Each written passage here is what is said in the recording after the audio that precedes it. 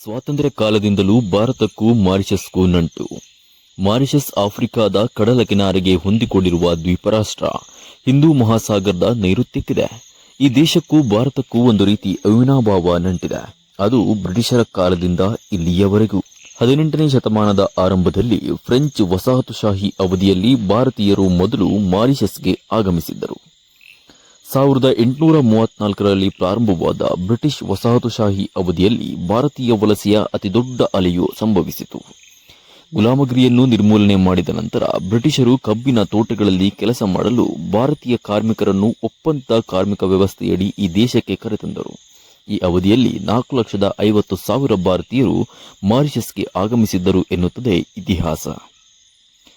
ಗುಲಾಮರ ರೀತಿ ಬಂದ ಭಾರತೀಯ ಕಾರ್ಮಿಕರು ತಮ್ಮ ಸಂಸ್ಕೃತಿ, ಸಂಪ್ರದಾಯಗಳು, ಭಾಷೆಗಳು ಮತ್ತು ಧರ್ಮಗಳನ್ನು ತಂದರು.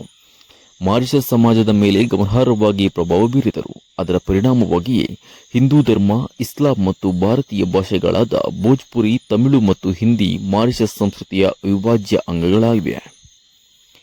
ಆರಂಭದಲ್ಲಿ ಮಾರಿಷಸ್ನಲ್ಲಿ ಭಾರತೀಯ ಕಾರ್ಮಿಕರು ಕಠಿಣ ಕೆಲಸದ ಪರಿಸ್ಥಿತಿಗಳು, ತಾರತಮ್ಯ ಮತ್ತು ಹೊಸ ಪರಿಸರಕ್ಕೆ ಹೊಂದಿಕೊಳ್ಳುವಲ್ಲಿ ಸವಾಲುಗಳನ್ನು ಎದುರಿಸಿದರು. ಇದರ ಹೊರತಾಗಿಯೂ ಅವರು ತಮ್ಮ ಸಾಂಸ್ಕೃತಿಕ ಗುರುತು ಮತ್ತು ಸಂಪ್ರದಾಯಗಳನ್ನು ಸಂರಕ್ಷಿಸುವಲ್ಲಿ ಯಶಸ್ವಿಯಾದರು.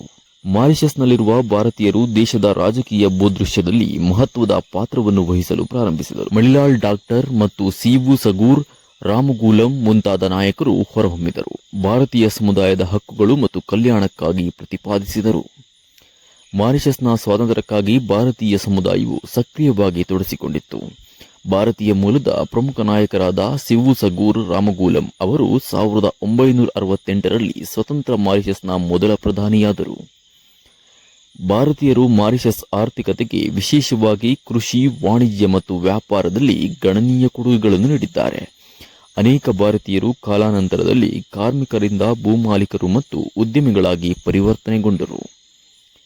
ಭಾರತೀಯ ಹಬ್ಬಗಳಾದ ದೀಪಾವಳಿ, ಹೋಳಿ, ಈದ್ ಮತ್ತು ತೈಪುಸಂಗಳನ್ನು ಮಾರಿಷಸ್ನಲ್ಲಿ ಬಹಳ ಉತ್ಸಾಹದಿಂದ ಆಚರಿಸಲಾಗುತ್ತೆ. ಇಂದು ಇಂಡೋ ಮಾರಿಷಿಯನ್ನರು ಮಾರಿಷಸ್ನಲ್ಲಿ ಅತಿದೊಡ್ಡ ಜನಾಂಗೀಯ ಗುಂಪನ್ನು ಹೊಂದಿದ್ದಾರೆ. ಇದು ಜನಸಂಖ್ಯೆಯ ಸುಮಾರು 70%ನಷ್ಟಿದೆ. ಅವರು ದೇಶದ ಸಾಮಾಜಿಕ, ಆರ್ಥಿಕ ಮತ್ತು ರಾಜಕೀಯ ಜೀವನದಲ್ಲಿ ಪ್ರಮುಖ ಪಾತ್ರವನ್ನು ನಿರ್ವಹಿಸುತ್ತಿದ್ದಾರೆ. ಮಾರಿಷಸ್ನಲ್ಲಿರುವ ಅನಿವಾಸಿ ಭಾರತೀಯರು ಭಾರತದೊಂದಿಗೆ ಬಲವಾದ ಸಂಬಂಧವನ್ನು ಹೊಂದಿದ್ದಾರೆ. ಸಾಂಸ್ಕೃತಿಕ ವಿನಿಮಯ, ವ್ಯಾಪಾರ ಸಂಬಂಧಗಳು ಮತ್ತು ಉಭಯ ದೇಶಗಳ ನಡುವಿನ ದ್ವಿಪಕ್ಷೀಯ ಸಹಕಾರವನ್ನು ಉತ್ತೇಜಿಸುತ್ತದೆ. ಈ ಮಾಹಿತಿ ಇಷ್ಟವಾದಲ್ಲಿ ವಿಡಿಯೋವನ್ನು ಲೈಕ್ ಮಾಡಿ ಮತ್ತು ಶೇರ್ ಮಾಡಿ. ಇನ್ನೂ ಹೆಚ್ಚಿನ ಮಾಹಿತಿಗಾಗಿ ನಮ್ಮ ಕನ್ನಡ ಟ್ರಾವೆಲ್ ವಾಹಿನಿಯ ಚಂದಾದಾರರಾಗಿ.